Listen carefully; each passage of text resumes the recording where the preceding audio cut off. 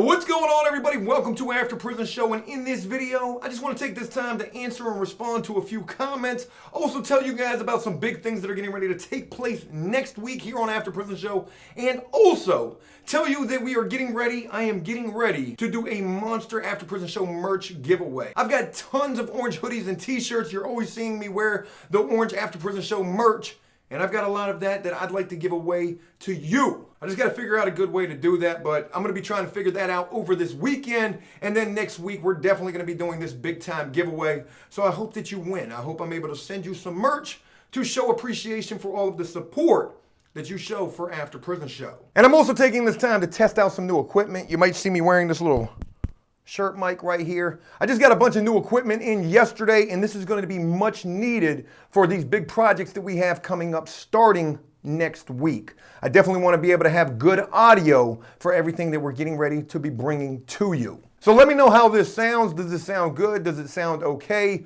Or does this sound better right here using the other mic that I'm always using for these videos? Let me know if you guys think these shirt mics, they sound okay. But moving on, let's go ahead and look at a couple of questions and comments from yesterday's video, and I'm going to go ahead and respond to these the best that I can. This first comment is from Caitlin Lingle, I hope I pronounced that correctly, who said, just want to say thank you for your videos. I'm 28 days sober today, and I found out a friend just overdosed today too. You really cheer me up, and I'm glad you keep educating the public. You know, Caitlin, the first thing I want to say is congratulations to you for being sober for almost a month now. I'm very sorry to hear about your friend who passed away. I've certainly lost quite a few friends to overdoses myself. And you know, when you live that life dealing with addiction and you just can't seem to break free from that, unfortunately, that is a very real thing that can happen. And again, I'm just truly sorry to hear about your loss. I am, however, on the flip side, just super motivated reading a comment like yours, hearing that you're out there trying to get your life together, trying to get drugs out of your life, and also hearing that After Prison Show has been something that's been able to cheer you up throughout that process. You know, no matter what kind of content that I'm making here on After Prison Show, whether it's funny, whether it's serious, whether it's any of the content that I make, there's always an underlying message to all of this, and what that is no matter what you deal with in life, what you've been through, what you're going through now, it can get better. But the only way that it can get better is if you do everything that you have to do, that you know you have to do, no matter how hard that may be, in an effort to make your life better. JP Vlog says, stop getting so close to the camera. You know, for those of you who may not know, when I first started After Prison Show and first started telling stories here, I mean, me getting close to the camera, that's sort of my thing here. And you know, some people responded to old JP's comments saying, stop getting so close to the camera. We got somebody named Chubbs here who says, Joe is beautiful. How dare you disrespect him like this? Hey, Chubbs, thank you. I mean, that really means a lot to hear. I had no idea I was beautiful. To be completely honest with you, I sort of consider myself pretty ugly. Sumareko also responded to this comment. I hope I pronounced that correctly, but he says, that's his thing. He's done that since Dawn first rose for the first time ever. Wow. So you're saying that I've been doing that since the beginning of time? I certainly have, for the most part, been doing that since the beginning of After Prison Show. But thanks to both of you for having my back right there. JP responds to this saying, I know, I've watched him for a long time, but it bugs me. And then Sumi Reko responds again by saying, then you gotta suffer. But shout out to everybody on that comment thread right there, especially JP. And again, I do apologize that bugs you so much, me getting close to the camera. I mean, you probably got some deep-seated issues that you might need some counseling for. KR Zaku, I'm not sure if I'm pronouncing that correctly at all, but this person says, so funny, your channel got me out of a shoplifting addiction. What's that called, like a kleptomaniac? You know, to be honest with you, I didn't even know you could be addicted to stealing things, but I'm guessing that probably is pretty real. I am, however, happy to hear that After Prison Show helped you realize that, you know, that's definitely not something you need to be doing. You don't need to be going stealing anything. That's just going to be a real bad look for you, and that can most certainly end up with you getting locked up and maybe coming home with a few prison stories of your own. You might even meet somebody like Cherry while you're in there. It's still chilly. It's still chilly, baby. You understand what I'm saying? It's still chilly. But KR Zaku goes on to continue saying, I've been watching you since last September and I can tell you that you will get 1 million subs in no time. Keep up the good work, buddy. Really means a lot. Thank you for the encouragement and support. And again, I'm just really happy to hear that, After Prison Show can motivate so many people to realize things that they might need to work on in their lives, or maybe things that they don't think they're strong enough to get beyond, whatever it may be. After Prison Show, we sort of Dr. Philin over here, minus a $30,000 watch on our wrist. Dr. Phil, you just be taking money. Little Jimmy asks, hey Joe, I got a question for you. Have you ever been beaten up by a prison guard? Well, I've come pretty damn close, but thankfully, no. I've definitely had plenty of prison guards threatening to do just that. But to be completely honest with you, when it gets to that point and they're in my face talking about, what you want to do? You want to do something? You want to do something right now?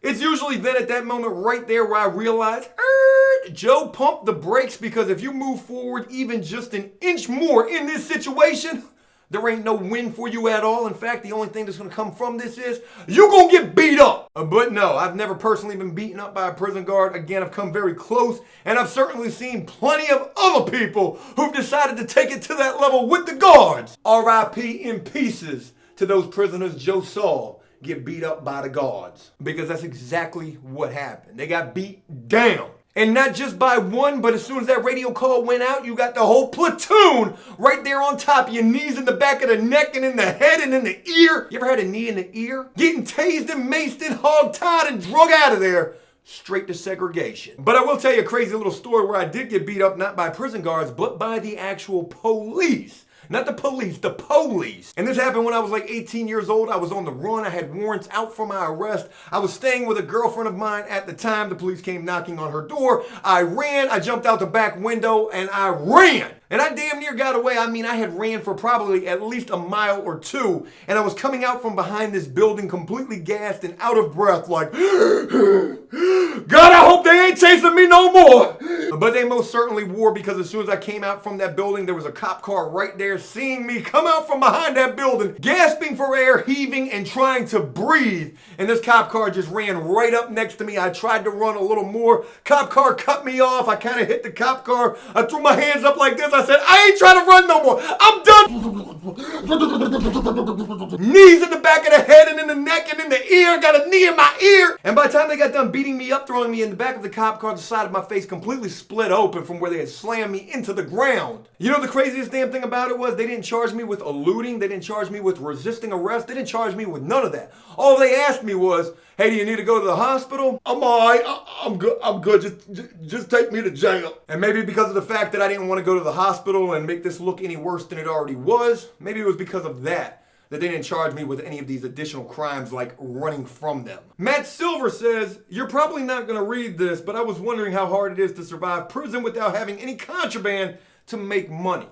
Well, the crazy thing about this comment right here is I just made another rap video that I know so many of you really are not feeling. But you got to check out Twitter at joepguerrero to see this. I literally turned this comment right here into a little rap thing. I thought it was, all right, it's probably a straight dumpster fire. But, go ahead and check that out if you haven't. And I'll go ahead and respond to Matt Silver's comment also asking about how hard it is to survive prison without having any contraband to make money. Everything in prison for the most part is going to be considered contraband. Whether you're drawing on envelopes, drawing like little Winnie the Pooh saying, I love you. I mean, that's contraband. Anytime you alter anything that they give to you while in prison or anything that you can buy from commissary, technically, that's considered contraband. However, in most cases, guards really aren't going to pay that type of stuff any mind. You don't have to have like the most illegal of things to be able to survive prison. I mean, there's other ways you can go about doing that. You can be a laundryman. You can wash dishes. Those are two kind of degrading things that you can do, but those are examples. Hell, I knew a dude who was dealing with a guy in prison who had a lot of money, and this guy who had a lot of money was actually paying this other guy to legitimately write letters to his girlfriend because he didn't want to take the time to do that. He was too busy in prison to actually sit there and write his own letters, and he was paying somebody else to do that. I mean, anything and everything can be a hustle and a way for you to get by and survive while in prison. And it doesn't have to be, again, the most extreme of measures. So it's really not so much that you need the contraband to be able to survive prison and make money. You really just need a prison hustle or some sort of a good paying prison job, which those things are far and few between. And by good paying, a good paying prison job is probably 45 cents up to 55 cents, maybe even 85 cents. In some places, I think you can even get up to like $2 an hour. You making $2 an hour in prison for real? You is a millionaire. But you know, I've never been to any prison that had a job where guys were able to make $2 an hour. I've definitely heard of them though. I've just never seen one for myself. You know, to be honest with you, they could be a damn prison myth for all I know. Moving on, yesterday I dropped my first little rap venture video on Twitter. I just did another one today. I just mentioned that a little while ago. And I know a lot of people really aren't feeling that. Matthew Sparks says, please no, broski. You know, there's 20 likes on that comment. Cliff Powell says, please don't do this, Joe. 53 likes on that comment. You know, I probably should pay attention to this. I probably should pay attention to what these comments are telling me. And Katana Kyle says, no, Joe, you're going to embarrass yourself. Katana Kyle, it may be too late. I may have already done that. There's no going back. Not only have I released one little rap video yesterday, I just released another one today. And you know, just to respond to all of this real quick, look, I get it if you don't like the rap stuff. You probably see plenty of it already here on YouTube. Everybody's trying to be a rapper. Hell, I read a comment yesterday that says, why is it that everybody who goes to prison thinks they're going to be a rapper? And you know, I just enjoy rhyming words. That's really the best way that I can put it. It's something that I enjoy doing, and while I was locked up, this was something that was helping me to be able to express all of the negative stuff that I was dealing with in that negative place. And you know, I'm not out here trying to be something that I'm not. I'm just trying to have some fun and enjoy life. Again, this was something that was super important to me while I was locked up, and you know, I just like to dabble in it a little bit now that I'm free. Something that you used to enjoy while you were locked up, and now you want to dabble in it a little bit now that you're free. Joe, that don't sound right at all. Where Cherry Peaches and Punk Tattoo Guy at? Why we can't find none of these people? Probably just stuck my foot in my mouth big time right there. But hey, look, on that note, I'm gonna go ahead and wrap this up. I do hope you enjoyed this video, and if you did so, please leave a like and a comment letting me know exactly what you thought about it. As always, until next time, enjoy life, the free world. Never take a moment for granted, and make the most of every day.